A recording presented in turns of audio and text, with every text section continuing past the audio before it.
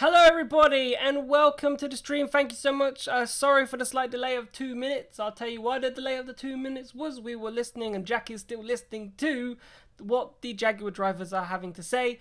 So we just listened to Tom Blomqvist and we wrote some notes down for what he just said, and we'll talk to you about that earlier. But with me again is Mr. Jack Pickering. How are you, buddy? I'm Hello. good. Yes, I got to look down. Yes. I always forget. I look up. I'm and good. Like, no, down. Yeah. Hello, our glorious leader. Hello, yes. Hello, my peasant.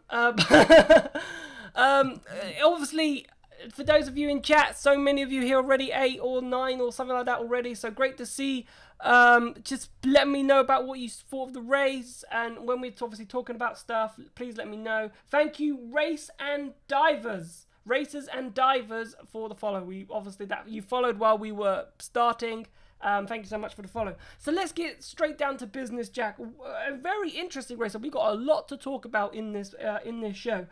Oliver Rowland wins. Obviously, Frijns second. But how good was it to see Oliver Rowland win? Obviously, he's not had the best of luck. I don't think Nissan have managed him very well in terms of qualifying and what they've said to him. So how good was it just to see Oliver Rowland finally win a race in Formula E? Yeah, no, Ollie had a dream day today. He qualified on pole. He set the fastest lap. He led every lap and won the race. Absolutely fantastic for him. This has been a long time coming. Yeah, he obviously he had that one-off race in Mahindra a few years ago, but since he joined Nissan, as was pointed out in commentary, late call up after Alex Albon was picked up by Toro Rosso. He's just been phenomenal. Last year he took most pole positions. This year has been it's been a so-so year, but he's always had the pace for a race victory, and I'm very happy that he's been able to finally take that race win. Yeah, I'm delighted for him as well. And then just to add to that story, because there is a YouTube video on our YouTube channel explaining the crazy story. I remember speaking to Rowland about it, and he said it was literally like it got a phone call Sunday night, we might need you in Valencia because there may be some issue with Alexander Albon. He was there for the first 3 days of testing, obviously didn't drive the car because it was technically Alex Albon's car, and then eventually gets the call to say, hey, on the final day, it's your seat if you want it, buddy, because Albon's gone to Toro Rosso. So that was interesting. But it was great win. Took advantage of the craziness that happened in qualifying, which we'll get back into later. We did talk about it earlier today on the show, which was great. But we'll talk about it again today. I didn't see it. You need to do it on air as well. Yeah, we will. There is a little YouTube clip that was quite popular, which made us, ladies and gents, go over 300 subscribers on YouTube. Woo! We finally hit over 300. We're on 301. If you have not subscribed to our YouTube channel yet, head over to our YouTube channel and hit that subscribe button. But yeah, that was pretty cool. I thought with Frijns, Robin Frijns, he had a really good race. But again, the attack mode strategy, right? The attack mode strategy of trying to use the undercut really, it nearly worked for him. Yeah, it did. First time around, it almost worked for Robin. However, Ollie was just able to hold on, and I think that probably is what won in the race in the end. I think had Frijns got through, I do think that Ollie would have had the extra pace to go back through, but when he stayed ahead, that was when Ollie sealed the deal. He had won this one, and yeah, it was a very commanding drive. Apart from that moment in the race, everything else for Ollie Rowland went really smoothly. Yeah, it did, and it was really close because going out of that second attack mode, and obviously I think the track layout actually was really good with attack mode because it was coming into a corner and they were converging, right? The lines were converging. It was like they were perpendicular, they were going to heat, they were never parallel. And Rowland just about squeezed through. But that's all Rowland needed to do. He just needed to manage the gap, manage everything, and storm away for the win. I thought it was good. A lot of people thought Robin Frijns would give Rowland a bit more run for his money. They thought maybe Robin Frijns could win because obviously that Virgin Racing car has been quick. He's been good on energy because Frijns did that, remember, with Gunther's race when he finished second as well. He gave him a good run for his money and came back at the end, and people were thinking that could happen. So I may be slightly surprised, Jack, that Robin wasn't as close to Rowland towards the end of the race and during the race, really. Yeah, no, I was fully expecting Robin to be there with Ollie throughout the race. He didn't do a bad job. He did a very solid job in second place. And yes, obviously we alluded to he almost took the lead on that attack mode activation zone. But yeah, I think it was a solid day for Robin Frines, and I think he's now in because the thing is he's been either in Group 2 or Group 3 throughout the entirety of these Berlin races, which came as a surprise because you'd think Robin Frines would be a lot higher than that, but no, I think he has now secured his place in the top 10 in terms of the season standings. His teammate, though, having a very bad day in the office, and he's just had a very bad few races now, unfortunately, as Sam. But no, I believe Sam. I was doing the calculations earlier. Sam is the last person in the fight for P2 now, but he has to score all 30 points, and Ollie has to get nothing tomorrow. Which could happen. It could happen. I don't think it will. So, yeah, no, Sam, unfortunately, having his last few races with the Envision Virgin team this week, it hasn't gone smoothly, and unfortunately, I don't think it will end the way that we all really want it to end tomorrow. Well, he just wants to pick up. He wants to pick up a good result in terms of. And Chris points out that maybe Sam has a full 31 point. Oh yeah, no, it is. It is be, 31. He might actually be out for the second place. I forgot. I forgot Ollie was on 83. I thought he was on 82. So yeah, no, it is my bad. He is out of the running. So, to be honest with you, he probably wasn't in the running because 30 points. That's like yes, a big ask considering how many people also in front of him who could also then score points and knock him out.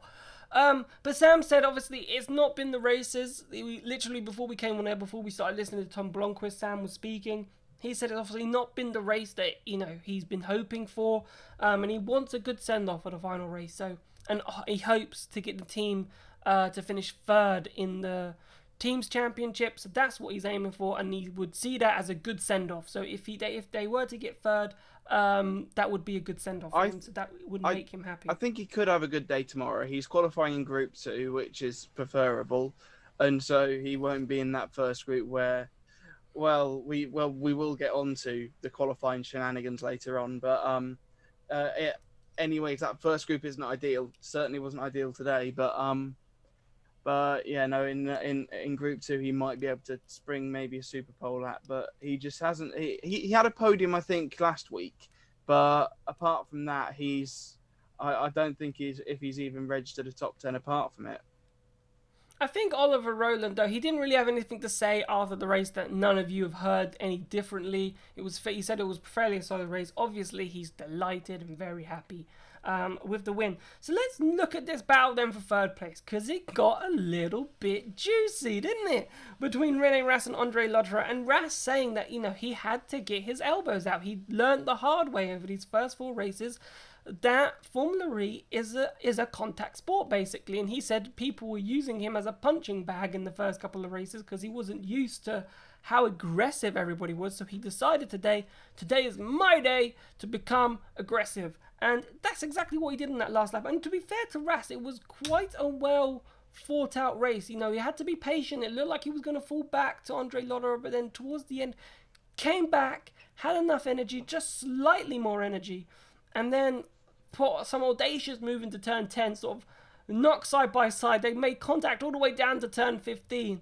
and then somehow got the move done and stuck and finished in third place. Yeah, Formula E, the perfect combination between F1 and touring cars, because in Formula E, one thing that I love about it is Robin is racing, and so we get these moments like this over the course of Formula E, and today's battle between Lotterer and Rast was absolutely fantastic. We've seen battles like this in the past, but it was last lap, do or die.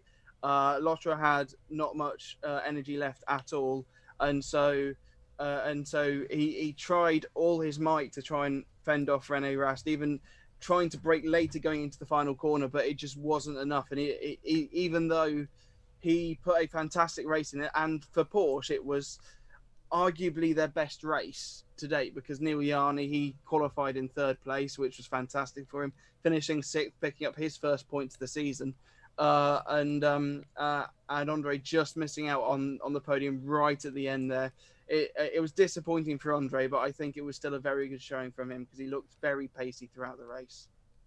Yeah, how impressed have you been with Rene Rast and since he's coming in? Obviously, there was a good stat that Jack got incredibly wrong when he was trying to find who was the most successful podium finisher. Do you know who it was? Scott Speed, Miami season Scott one. Speed. I was Easy. screaming at the TV. Yeah, no, I was doing the same. I was doing the same. Don't worry. I was screaming at the TV. I did tweet it to him, but so did I, actually, using the Formula E Zone's Twitter account, see if he would mention us. He keeps mentioning Sam Smith, so I thought maybe he might try and mention us. But Joe makes a really good point in chat, though.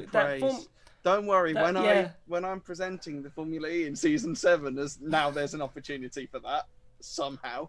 I will reference Formula E Zone all the time. Don't worry. Exactly, that'd be a big thing. We need all the publication and all the PR that we need. But Joe makes a really good point in chat. He says Formula E is more of a contact sport than NASCAR is now, in my opinion. Which, I know we're not. I know we don't watch NASCAR, but we know that NASCAR is a very roughest racing sport, isn't it? So and Formula E, sometimes can get like that. But let's talk Andre Lotterer, because I thought he's had that race was very good, and I think this race showed his pace compared to Nil Yanni, because he came through from 7th, then used his attack mode perfectly to then pass Nil Yanni and get a good gap as well.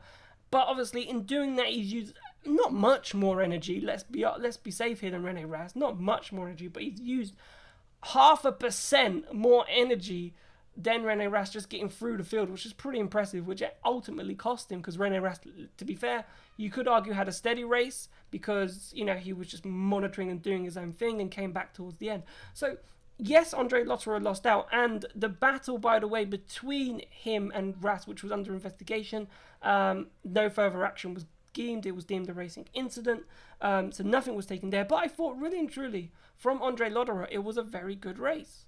Yeah, no, it was. It was a very good race. He quietly came through the field. I feel because he started 7th, and I didn't even clock that. I didn't even clock anything about him until he was 4th, right on the back of Nil Yanni.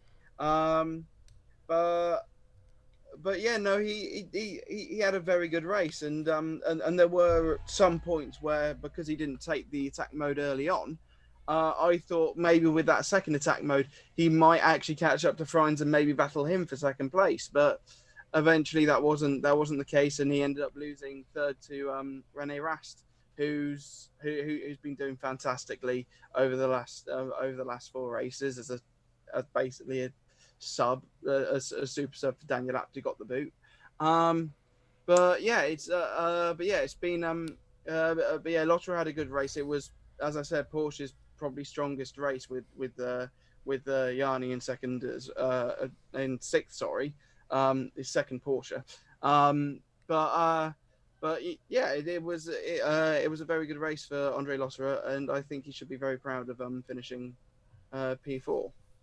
Yeah, I think he had a good race. Chat, let us know how you think, obviously, of these drivers that we're talking about, like Lotterer, Yanni, what their races were like. Feel free.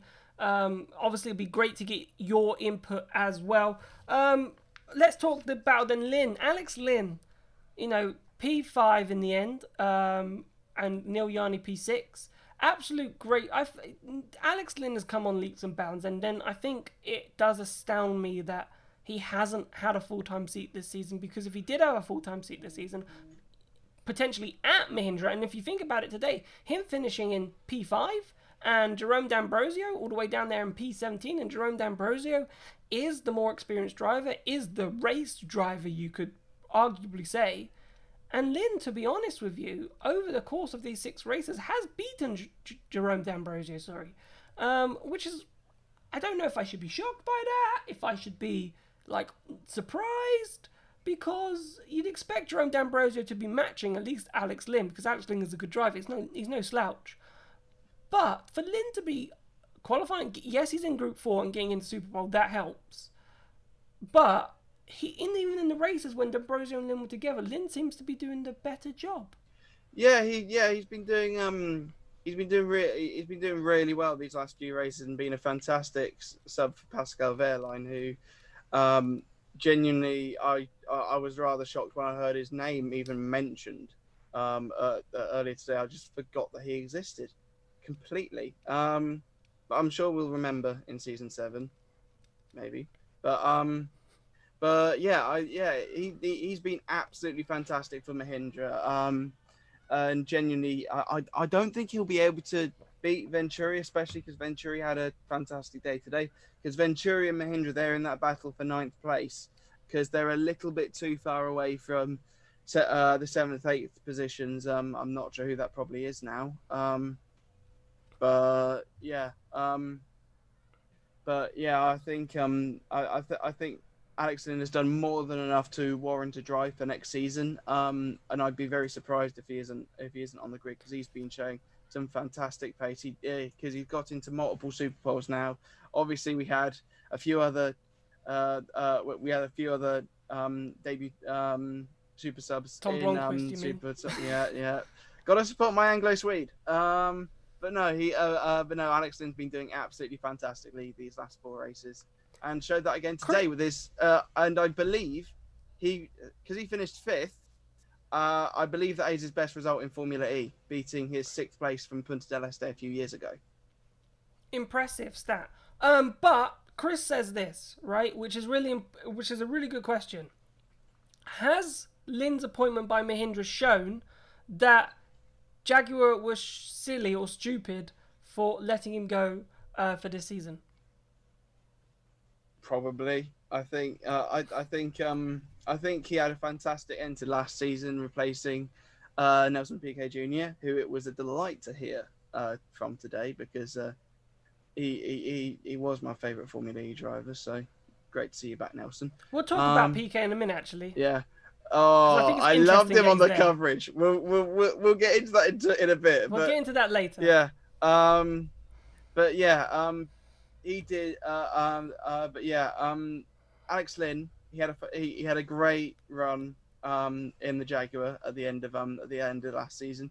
So yeah, and everyone thought he was a solid for season 6. A Jaguar, and then the announcement was that James Collado was going there, and we all kind of thought, okay, that's fine, but you did have Alex Lynn, right there, but yeah, so James, it's always hard bringing a rookie into the series, and James Collado I think has been one of the best rookies this year alongside Nick De Vries. But it just there just has been occasions where it hasn't worked out whatsoever, and for Tom Blomqvist to come in today, put it straight into Super Pole. Yes, maybe the track conditions were very favourable because we saw Neil Yarney, who's done nothing all season, come up into 3rd and then finish in 6th place today, But yeah, I think the fact that Blomqvist has come in and just slammed it in Super Pole immediately has shown that maybe they were wrong for ditching Lynn, because Lynn's come into Mahindra, and before the COVID pandemic break, Mahindra were really nowhere. They were probably the 8th to 9th best team on the grid. Pascal Wehrlein had a lucky 4th in Santiago, but Jerome D'Ambrosio had, I think, 3 points to his name coming into the Berlin races. And so Mahindra have done some work behind the scenes over the break, which was good. But also the fact that Lynn's just come in and put himself right at the front of the grid not just one race, but a handful of races so far. It shows that Lynn deserves to be on the grid 100%, and I do think the Jag did miss a trick for this season. Yes, James has been good, but Lynn should have probably been in there. I think with what Lynn was doing, and Lynn didn't have a bad end of the season last season, so I understand him going for James. Fine, go for James Collado, but if it wasn't to be, it wasn't to be. Now, it's probably a good time to talk about Neil Yarni because I can talk about Neil Yarni for a little bit, Jack. I don't know if Porsche on the stage yet. Maybe we can grab what he had to Uh, say. They might be a bit behind. I'm on Mahindra. So I think Mahindra and Porsche last, and maybe Porsche will be next. So let's talk Neil Yarni then while Mahindra are on the stage. It was a good race, I think, for Neil. Okay, I know you said that he's done nothing all season, right? But really and truly in practice, he's been there or thereabouts, right? In this race, he was quick in FP1, he was quick in FP2. So, and I thought for a second, you know what, he could actually do a good job. And the lap he did in Super Pole and the lap he did to get into obviously Super Pole was very good. So I think it was a big step forward for Neil Yarni. As I said earlier in the qualifying show, I don't know if it's because we've been at Berlin for so long, so he's gotten used to the corners, he's gotten used to the car and the track surface, and it's taken him 5 races, but he's finally found the groove with that car that makes it work for him, which you could argue that's too little too late, even for 5 races out of 6, to finally find your mojo in the 5th race with the car. And probably understands it's a bit like a marching war reference when he said that the tracks are his main issue because you can't test on them, you don't have long to master them, and maybe Neil Yarni was having similar types of things to what Marching War was explaining about his problems in Formula E. So yes, it was good to see him come back and be on the pace, and hopefully that continues tomorrow for his sake, so he has a good end of the season before he is replaced by Pascal Wehrlein that we keep saying. But yeah, I think for Neil, I think it was a good race. Yeah, this has been by far and away Neil's best race in Formula E because the rest of them just haven't really been there. I do see what you mean with the practice stuff. He's been okay, but he's never really properly consistently gone for top 10s during practice. No, I agree with you. I totally agree with you. But from the first sector of today definitely sector of qualifying, I looked at it and thought, okay, he might be into Super Pole. And then he was into Super Pole. And honestly, I don't know what Jack Nicholls was thinking at that moment because he was very underrating. Jack was I was like, no, he's not. Neil might get a top 10 or something. I was like, no, he's literally half a tenth off. He's half a tenth off.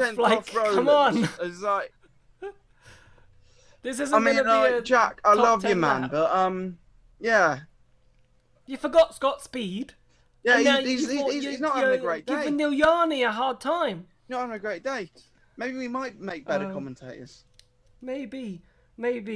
But yeah, I just thought, I don't know if Porsche have come onto it, so do stop me when Yarni's talking or listen. I have actually turned up the volume now. But okay, cool. So are they on stage? Because it might be good, since we're talking about Yarni, it might be good to get exactly what Yarni and Lotterer had to say for you right now, and we can discuss it. So I'll talk, and then you can fill me in on what's going on and just stop me whenever. I do think, though, for Yarni, it was a good race. As I said, practice was good, and I said I hope it continues for tomorrow. But I do think it was too little too late, and I just feel like it was one of these series that for Neil Yarni he wasn't able to adapt to quick enough. A bit like what James Collado was saying on Sunday when he was wrapping up his Formula E career. He said he took too long to adapt to the car. And I think it's been the exact same for Neil Yarni. Obviously, it's helped with the parts of the track being rubbered in, so maybe that might have helped with his pace. And he's obviously learned something across some of these corners. It'll be interesting to see, I think, what his pace will be tomorrow. Because, again, it's the same track. He seems to have a really good groove around it. And to be honest with you, maybe we can, while we wait for Yarni to speak, maybe just a quick word on the track layout. To be honest with you, I didn't think it was a bad track layout at all in terms of racing. I thought it gave us some good battles. It was very smooth. It was very free flowing. I thought it wasn't a bad layout at all. Yeah, all my talk of Bahrain 2010, and it actually turned out to be a good race. The first race was mental. The second race was more relaxed. The third race. There's too many races to remember exactly what happened. The one that Max Gunther was the Gunther stalked that. Yeah, third one was the Maxi Gunter one. And so yeah, that was fun. The fourth one was the was Tajita dominated, and but no, this one was quite. Maybe it's the first race of each layout is decent, and then the second race is a little bit of a downer. I don't think that'll be the case tomorrow because there are scores to be settled because it is the final round of the season, round 11 of 11.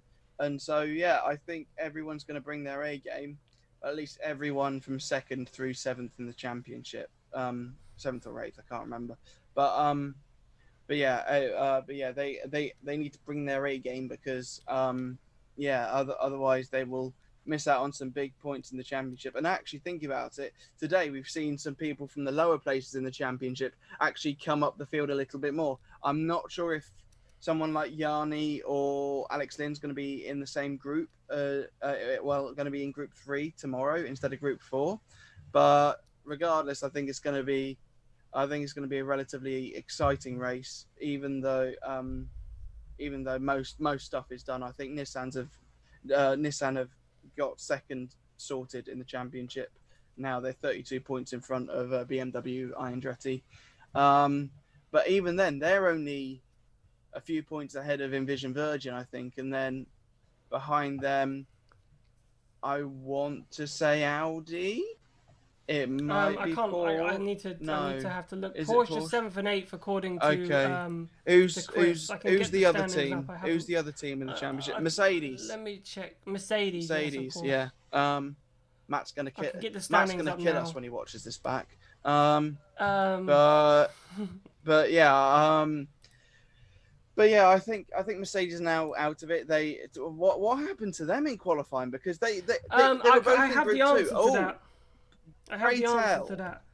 So both drivers made an error. Both drivers, De Uh, Vries hit the wall on his qualifying lap and broke his steering, and Van Dorn ran wide, made an error, and lost 4 tenths to his delta, yeah, and finished 5 tenths yeah, down. because Um, I and he posted I said, posted in the Discord straight after the whole Q1 fiasco.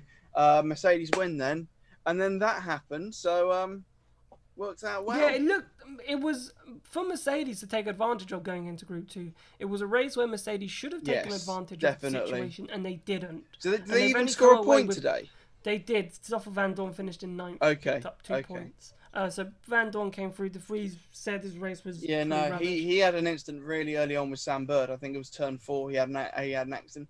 I didn't really see much of what was going on there, but they looked like they came together. I'm not sure if anyone else was involved, but Yeah, Birdie we'll got a talk about. puncture, was back in the pits, I and want to talk yeah, about Formula E's coverage later because I think we've got me and you, and I think you're pointing at it there. I've got some gripes with it.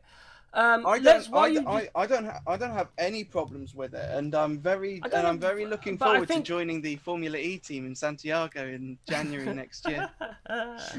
See, but just I'm just milking you're everything doing up. your due I'm you're milking doing everything your up due diligence. for next year. And if you're unaware of what Jack is talking about, Formula E announced this morning that if your age is between the age of 18 and 24, and you would like to join the Formula E team, they have as a presenter or as a pit lane reporter or as a commentator type person, they are running basically a competition where you apply, and then if you basically get to the final 4, I think they'll be down to 15 where you go for an interview process, and then down to the final 4 you'll get to go to testing, which I think you said was quite interesting. Yes, Confirm the dates of testing yeah, of yeah, November and yeah, December. yeah. I because it's the first time I've ever read the terms and conditions on anything. But no, it said that the 4 days will take place. It said basically between the 29th of November, 4th of December, at Donington or Valencia. So Donington or Valencia. they haven't decided yet. However, I'm gonna take a massive coat either way. I think I might have to take 3 of them if it's Donington. It's easier for me because it's just straight up the M1 from Northampton. I hope it's Donington But because that means we can send someone to testing. well, I'll be there. Yeah, well, I'm gonna be in the semi. I'm gonna be the semi-finalist. You're going to be in Yeah. the semi-finals. That's your hope. Yeah. Come on. I wish you all the luck in there. It's going to be tough. No, It's going to be tough. I think doing all this and thank you for all the opportunities that you're giving us. But Yeah, not for me, by yeah, the no, way. for me. Not for me, the one who's just No, turned 25, who would have loved this opportunity, yes, who no. Had this been 1 year probably had a good ago, chance of winning this yes, no, opportunity, is you now would have out. been, yeah, you would have been like, you know what? Fuck the competition. We're just getting Jack in. Yeah, I wish. I hope there's some good friends like you. I hope you go into it. I Yeah. still might technically I apply think just to I think it said annoy France and formulary. Germany as well are allowed. So So I'm hoping it's going from to the be me German versus side. Toby in it. Yeah, I hope Toby does Yeah, apply. I hope he does apply. I do Just hope. Oh yeah, I do hope because Toby. if you don't get it, I'd be very happy for Tobias to Yeah, get no. it. I Because think I'd he say is he deserves absolutely it brilliant. more than me. But this is your time. You're putting in good Yeah, effort at the moment broadcasting with me, and this is your time yeah, to make a stamp, isn't it? yeah. Become that I'm not formulary applying till I've influencer. had a shave and a haircut, but Exactly. I've had my shave, so I'm ready. you're Uh, just 1 month I too think late. now I look under 25, right? If I just send this snapshot in, they'd be like, Yeah, yeah, definitely 21, right? 21, yeah, 21. Yeah, that makes sense. yeah. No, I think it's disappointing that they didn't allow it up to 25 or something, or I still might yeah. apply just sneakily. If it doesn't get I accepted, it doesn't don't. get Yeah, I accepted. don't think they'll accept it. Funnily enough, But because I looked at but terms and conditions. They were being relatively strict, but because yeah, I'm like, well, hey, be you've got like, someone here who's quite, loves formulary, yeah, who's actually is a trained media person, yeah, and and goes to all the European races regardless. could probably tell you where we're going wrong in the coverage, which I want to bring up later, Yeah, and yeah, which we'll talk about in a second. you'll Right, so I you'll think just be able to pass it to me, and I'll pass it on. yeah, I'll pass it on to you. Yeah, and you're gonna I you're mean gonna that. say this is what we're I going mean, to improve. I All right? cannot stress enough that I am completely joking about me winning this right now. When Yes, I it gets to understand. November, I might get a little bit more serious, but I am If you're in the final completely four, joking so but if far. you're in the final four, I'll give you all the help you can possibly get. I think I have a fair shot because of like everything that we've done with Formula E Zone and like the fact that I was in the paddock a couple of years ago as well. So fingers Yeah, crossed, so right? We can get our fingers yeah. crossed. But let's go back to. We'll come back to this later when we're wrapping up of the show. Because let's talk about qualifying. Enough about me. Okay.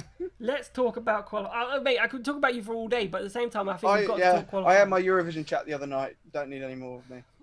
Yeah. So, Group 1, let's talk about it. Now, I said my thoughts about it. 4 champions, not even setting a lap time. And, you got Degrassi bickering at the Czech cheetah drivers. But it's not their fault. It's not the Tech Cheetahs drivers' fault. It's not Gunther's fault for slowing down. And, backing them up, getting the space to Mitch Evans for whatever. Right?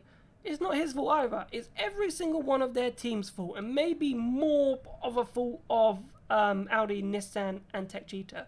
Because why on earth would you send all the cars out and then literally race around the track with under 2 minutes to go? You've got a 6-minute session, and then you're talking track evolution when you've got Gunther and Evans separated by 0.001 of a second.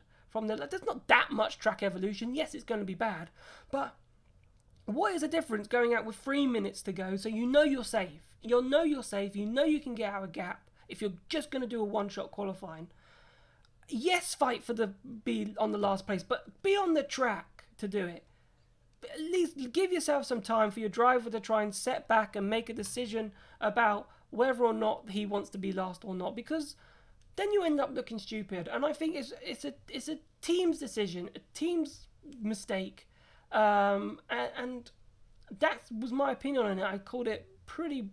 On the YouTube video, I was going very American, very high pitched, very high tempo, energy, explaining my annoyance for what had happened in qualifying. So if you haven't seen that, go check it out. I haven't, so I will later. But I pretty much said the same thing. I just thought it was ridiculous, absolutely ridiculous. And it's been coming. How close were they on the weekend to missing out? I think by 2 seconds, right?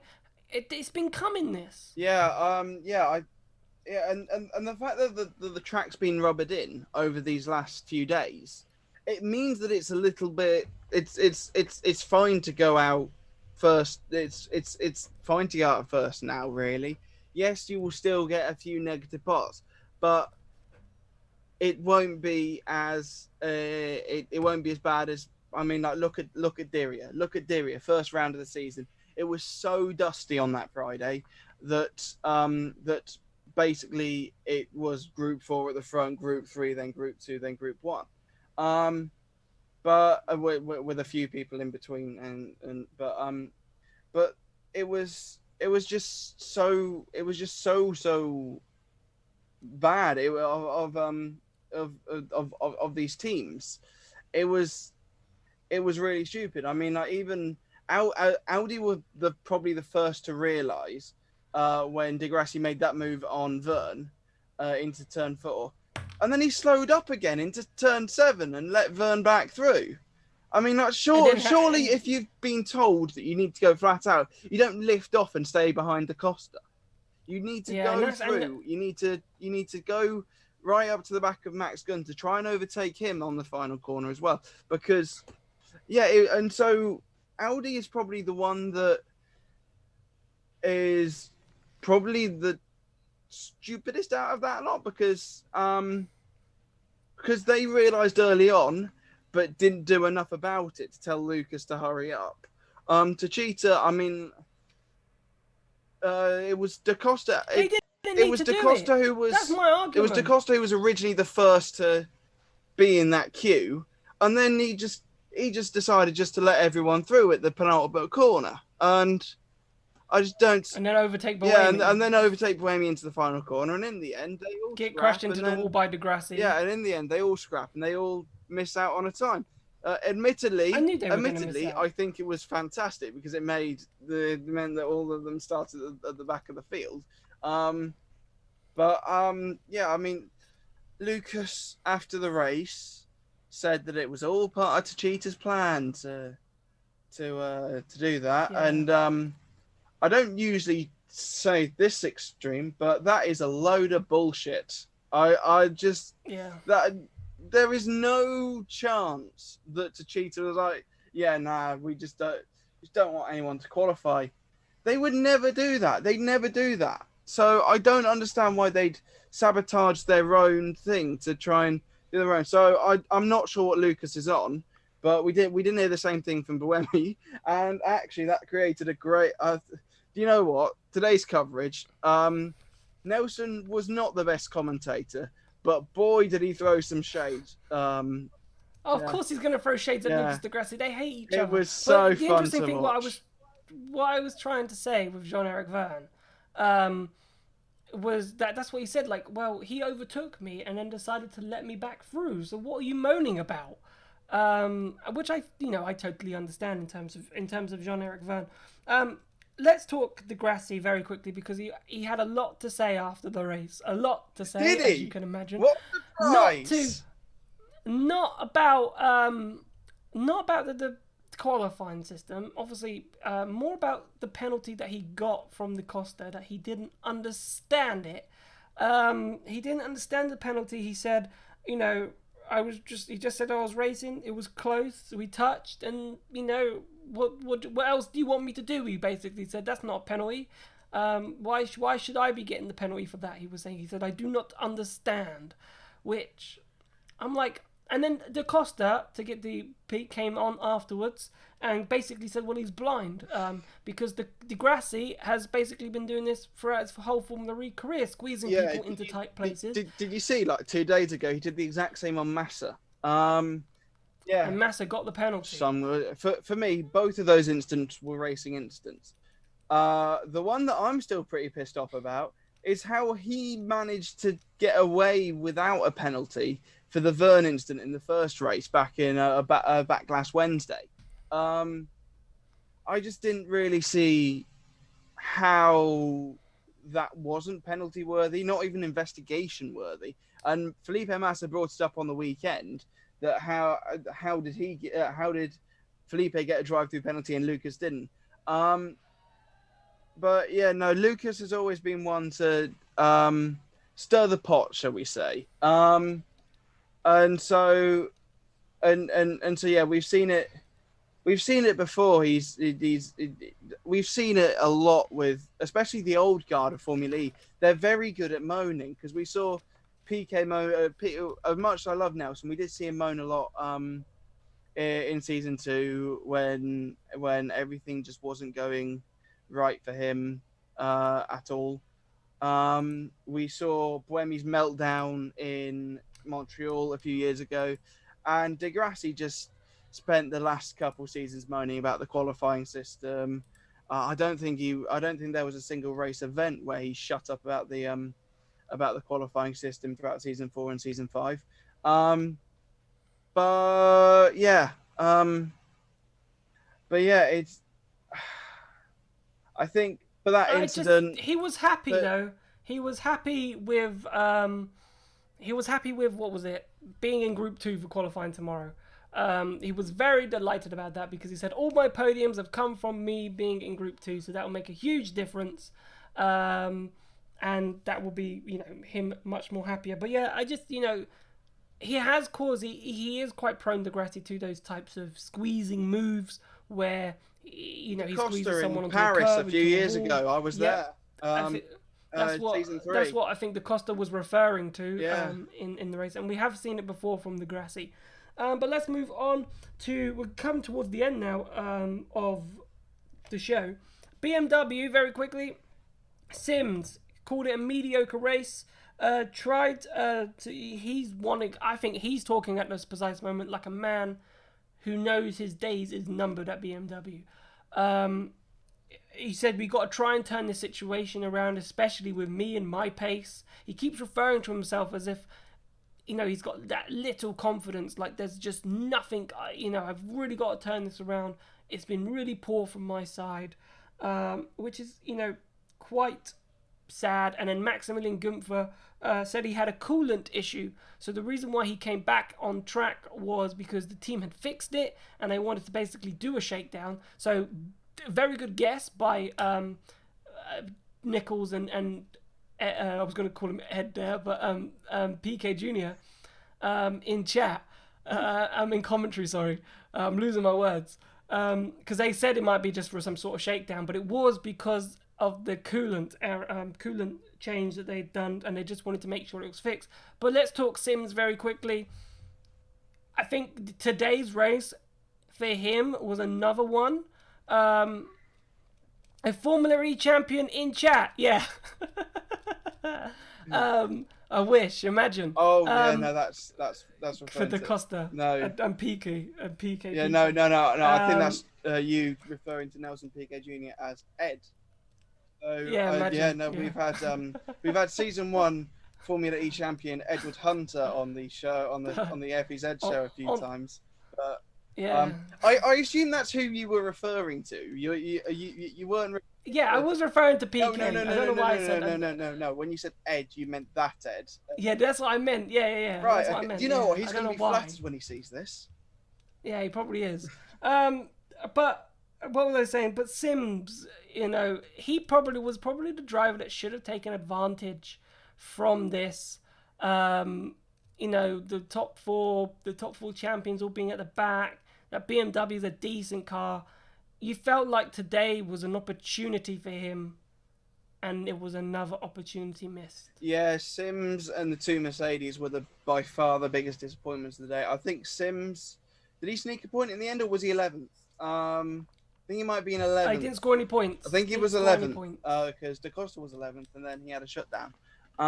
Because I just had the points up a But second yeah, ago, and BMW hadn't scored any. yeah, yeah. I do feel sorry for Alex Sims. Honestly, I don't know who they'd get in place for him at BMW. Well, they got Lucas Auer, who's sitting in the wings as a reserve driver. I don't know if I'm ever pronouncing his surname right. Auer. Yeah, but I know the driver, very very successful in DTM, but I don't know if this is what I was talking about with chat in qualifying when we were playing Motorsport Manager, right? He said if Alexander Sims was performing as he is right now, would you keep him in our Motorsport Manager save? And the answer was no, you wouldn't. You'd have a look to see if you could get a better driver. Yeah, I think I do feel sorry for Sims. I think I'm just hoping that tomorrow he can turn it around because he had a really good end to his season Last last season year in as New well. York. He got a podium in New York, so maybe he didn't do well too well on the Saturday there, but he did well on the Sunday. So um, I think it's unlikely. I think the fact that he's going to be in Group Two tomorrow um, will help. Yes, he was in Group Two today and didn't do amazingly well, but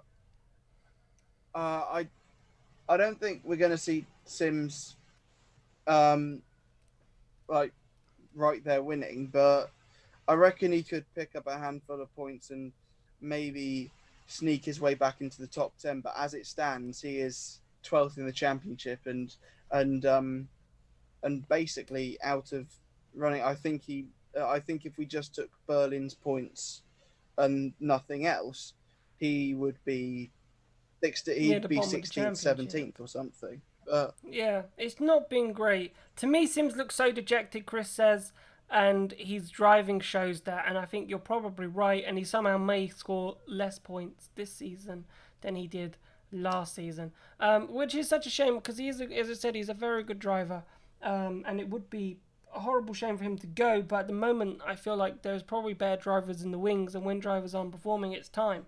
Right, and obviously he's a very good GT driver. I hope that he gets a GT drive somewhere, maybe in the Blanchpan series, something like that. I think that would suit Alexander Sims. But yeah, I have a feeling. I so it started wanted, off so well from this year with that win in Diriyah. He had the two of pole course, and the positions. two poles. Um, but yeah, He and was a driver I like wanted to do so well. even in Marrakesh, he still had a decent race. It was just when we got to Berlin, everything that could have gone wrong kind of has gone wrong for him, and it's really unfortunate because yeah, I hope that we still see him next season because he is a good driver, but yeah, some part of me makes me think that we're not. Yeah, I have to agree with you. I'm also on the fence that says I don't think we're going to see him next season. Then finally, Da Costa, you sort of alluded to it there. The reason why he did not finish the race is he had a full shutdown. So his luck finally ran out, but it didn't matter. Because on the last lap, everything went black. He lost his brakes, nearly crashed into Buemi, he said. So his luck finally ran out, Jack. And yeah, it was bound to happen at some point, but at least the title was already wrapped up. At least he hadn't made any mistakes, and then he had a DNF today, and it would have made the championship maybe out of his hands if he hadn't have had such a good couple of Yeah, races. yeah, definitely. And actually, this does mean that uh, Tony Dak cannot beat Vern's record from season four of most points scored in a Formula E season. He could get all 30 tomorrow, but that'll put him on 186, which is 12 points behind Vern's record of 198, I think it was from season four that we found out the other night. Yes. But yeah, I think I mean I'll be honest. I don't think Da Costa will care. He's still getting all the plaudits, as we heard from Jack and Nikki in commentary earlier today. He's Yeah. still getting standing ovations and everything, and apparently it will stop on Thursday. So it's good. Yes, because But that's when the championship's over, and we're technically a new yeah. championship But no, begins for season 7. one thing that I do love about the whole Formula E community, it just feels like a whole. It feels so like wholesome. You could, because you hear about I like think, how like there. I mean, like yes, COVID has meant that they all have to caused it. stay together, but they're all staying in the same hotel. They're all seeing each other all the time. And I'll be honest, I think both of us that's the dream, isn't it? Just basically It's like a it's camp, basically, summer camp going with on. your It's mates. basically what if when we go to when we go to races. Yes, it's work, but it's not really work for us. It feels more like it feels more But that's why we joyous than love it it. does. Yeah, Um, it feels more joyous than like it we love does. doing this. Yeah. It feels more joyous than a chore. So yeah, Exactly, I agree with you, 100%. yeah, and so that's and that's why we like delivering content to you guys. Admittedly, we Exactly, love and it's doing it been from Berlin, but Oxford and London will do, I guess. exactly. That will have to do. Last thing to wrap up the show then, because we've nearly been going on a full hour. But I knew it would be a fairly long one tonight, Jack, simply because of the stuff that we had to discuss. But I want to discuss the Formula E content and the Formula E coverage, because I don't think it's that good. Okay, you mentioned Nelson Piquet Jr. Not being a great co-commentator. Probably wasn't, but I like his energy. No, he didn't have much energy, but that's Nelson Piquet Jr. It's like having Robin Friends commentate. It'd probably be fairly similar. But that's not what I'm talking about. I'm not worried about the people. We had Antonio Felix da Costa not finish this race. We had no idea why he didn't finish this race. There was no replays. No replays whatsoever.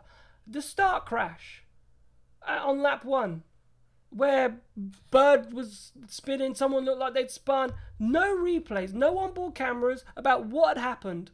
We got no idea what actually happened in that incident. Yes, there was some replays of some other ones, but why was that one missing? Yeah. Why was that one missing? Yeah, especially as it wasn't a massive start to the race, really. It was...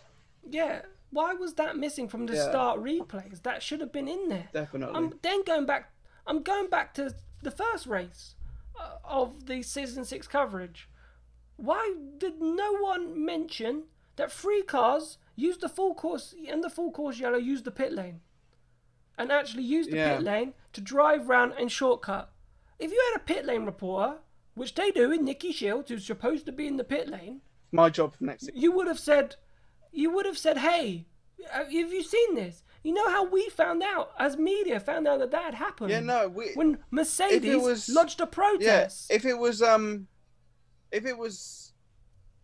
like a normal race and we and the media were all there and everything, I don't know how Berlin works. I don't know where the media center would be in Berlin, but from my one race of experience back in Rome, the pit lane was just outside. We'd be able to we'd just be able to look over to the right and just see and just see the cars coming through the pit lane. And so no one would have reported it at all. In Berlin, the media center is in the paddock, so you wouldn't have been in the... No, okay. And in Rome, for example, you would have heard it if you were lucky, because we were in the middle of the pit lane, but we couldn't see the pit lane too well, but we could probably hear them going around. So we would have noticed something. But that's huge, right? There was a huge loophole on the first race last week on Wednesday, where 3 drivers used the pit lane during the full course because they realised they could, and it actually saved them time, and they caught up 5 seconds to Nick de Vries, Jerome D'Ambrosio, Sebastian Buemi, and Felipe Massa, right? But that's not shown, never spoken about. And then we hear about it is when Mercedes lodged a protest saying, is that acceptable? And then we're like, oh my God, that actually happened.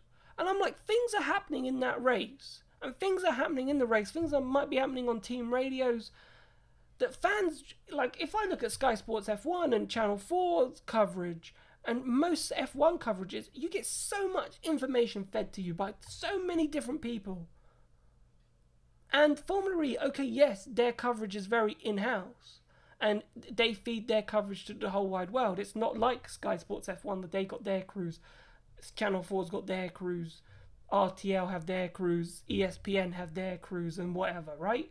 It's not like that because it's all going out to the same feed. So therefore, we all need to know what's going on. And I just don't think Formula E have done a great job. And in terms of then the driver interviews after the race, I don't think it's great how they do it. I think there should be like a very quick media pen like there is in Formula 1. But if they're going to do it with Nicky Shields, have 2 people, which might be great. Maybe they need to employ some more people. So they come up, they park up, they go to the media pen, Nicky Shields, someone else from the Formula E crew, they interview the drivers 2 at a time, boom, boom, boom. And then Vernon you can just keep jumping to, this is what X had to say, this is what Y had to say. Rather than then listening to about 3 people talk and then say, we're going to watch some Jaguar highlights for no reason I don't care about, and then go. And then you've missed half of the information and half of the good stuff, which is why we wanted to... I'm getting really passionate about this. Which is why we wanted to show you, right, what the drivers had to say, because... But Formula E said, no, the virtual media center was not for that. But then you would have had a better understanding of what actually happened in the race. You would have loved to have known, if it wasn't for this show, some of you, you would have loved to have known what happened to Antonio Felix da Costa. You would never have known. You would have never have known from Formula E's coverage. They never went and spoke to Antonio Felix da Costa to say what happened to him after that They race. spoke to Vern, and Vern didn't know. So yeah, but you want to go to da Costa. Da Costa's the one that had the issue. could they right? find you the want to Costa? find that They out. found the Costa after the race. Interestingly, Vern didn't turn up. Vern didn't turn up to the media centre. I don't know if he did after I left, but he was not in Tech Cheetah's spot. It was da Costa. That's how I found out about da Costa. But honestly, I think we've done a lot in these live shows to inform chat and inform the Formula E fans of what the drivers have actually said and what's actually happened and yada yada yada yada yada. And I feel like Formula E could do that in their coverage, but they're just missing it because, and I understand. I think the other bad thing is that maybe they should have an extended YouTube version if they want to carry on the way they're doing, because they're doing the world feed, they have to stop at a certain time for everyone to then say bye to their, if you're watching their coverage in Germany, right? Whereas if you had a Sky Sports F1, you can continue for as long as you want, right, to get as much information in. Yeah. I just think their coverage needs to improve. I think it's not great. I don't think they're covering the whole race well enough. And when something happens, it's not really, we don't really find out what happened. And I think in today's race, that first lap crash, I wanted to know what happened. I still don't know what happened. Yeah, I think, but also it's kind of the same the way that Formula E has been shown the last just like over the years on UK TV, because we never had someone actually at the track until Vern and Kay had the job on Channel 5 a couple of years ago, and then it switched to BBC, and then we just nabbed the world feed since then, the entire world feed. They do need to improve in a few places, and I think TV direction, especially during the race, it's good, but there still needs to be some other stuff, because you do kind of miss out, because surely they've got something similar to F1 where it's basically they have all the cameras set up, and then once someone notices something on that they need to break to now, they've got an immediate go live button on that one instead of following the rest of the shots round like it normally would. But yeah, so yeah, that is one issue. But yeah, the whole wraparound, I think is what we call it. Where it's Vern and Nikki and all that lot talking. I think the fact that they're going to have they're going to have me also in the pit lane next year, I think that will help. By having that's what they're banking on. That's what they're by banking having on. two people in the pit lane asking around, and yeah, I think it will. I think it will work better because there will be more interviews. But yeah, I do like the wraparound. You still talk to the top three. You still hear from the other key players, but there still needs to be like more. Okay, this is what happened here. This is what happened there. There needs to be some sort of like roundup at the end. So at the end of Channel 4's Formula One coverage, they always go up to Ben to round out the results, read out the drivers' championship, the constructors' championship, but he also adds in like stuff. Okay, so he had that issue, he had that issue, yada yada yada. And so yeah, I do understand from that perspective, but I think as a bog standard job, they're doing okay. But for the world feed, yes, they need to do more. I agree. As I said, like for me, when you get Jack Nichols, your lead commentator, go, oh, Antonio Felix da Costa didn't finish. Why is that? And also there was a problem with the graphics today. They brought up the finishing. Like, the race isn't finished. Yeah, no, everyone was so shocked by that, and even Jack and Nelson in commentary were shocked by that as well. It shouldn't be. Because everyone was under the impression that there was an extra lap, which there was, but issues like Obviously, that the shouldn't have happened. people It's on the the live same show as that were woman who not. waved the checker flag 1 lap too early. Is it like if someone's pressed the button to say that it's finished and it hadn't finished? Yeah. Like, it's just I don't know. For me, it's things like that which is annoying because you're sitting here and you're watching, and yes, we'd all love a job at Formula E. Yes, we would, right? 100%. But you see these things, and I feel like they're a little bit amateur hour. And if I was a league commentator, like, how hard is it? How hard was it? As I was saying, the cost has stopped. How hard is it to go there for 2 or 3 seconds and go, oh, look, the cost has stopped. And there on the must side have of the been track. cameras And somewhere. then go back to what you were watching. Yeah, there must have been cameras somewhere that picked it up.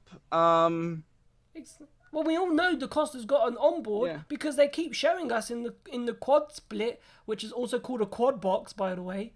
In America, American term for that is quad box, or quad split as they call it. But I prefer quad box. I think that sounds quite cool. I prefer the American way on that. But I don't know. I just think there's just amateur hour. But there's big things. For me, the four-course yellow was a huge blunder to not even inform us that had happened during the race. Wait, there was a full course yellow? No, in the first race in the first race in Berlin, where 3 drivers used the pit lane as a shortcut. Yeah. And they didn't even inform us. To me, that was just like, that's just pretty bad. Yeah, someone would have seen that and thought, and should have just told. It was ingenious. It was actually a bit of ingenious. Yeah. Where they thought, and the speed limit had to be reduced in the pit lane to 35 kilometers an hour, so it didn't happen again. Okay. Fair play to Nissan, Mahindra, and Venturi for spotting a loophole. Fair play. And on that note, as Jack yawns, sorry, I think it's time to end the show. Jack, thank you very much for being with me for the past hour. Chat, absolutely amazing. Thank you so much, Chris. Thank you so much for all your points. And everyone who's been in chat, who's been with us for the past, I think we had 10 views at some point at max viewership, so that's not too bad. As we continue to grow, this will be on YouTube, so if you did miss any of it, you can recatch it on YouTube. Thank you so much for watching, and goodbye.